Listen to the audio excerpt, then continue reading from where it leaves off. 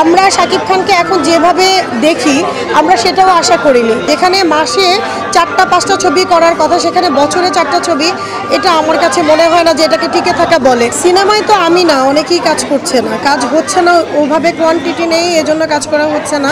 যদি কোয়ান্টিটি বাড়ে, আমাকে যদি প্রয়োজন মনে করেন, প্রডিউসার ডিরেক্টররা যদি ডাকেন, আমরা তো কাজ পাগল মানুষ, অবশ্যই কাজ করব। প্রডিউসার ডিরেক্টরই তো নাই, ডাকবে কারা?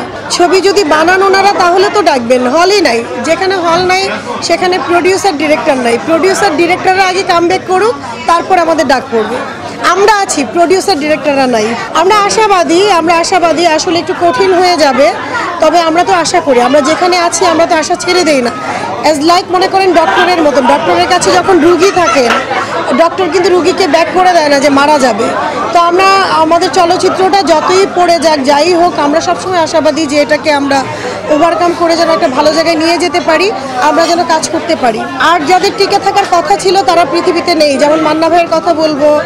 তারপর যে টাইপের শাকিব খানের আমরা শাকিব খানকে এখন যেভাবে দেখি আমরা সেটাও আশা করিনি। শাকিব খান আরও অনেক কাজ করার কথা, যেখানে মাসে 4টা-5টা ছবি করার কথা সেখানে বছরে 4টা ছবি, এটা আমার কাছে মনে হয় না যে এটাকে টিকে থাকা বলে।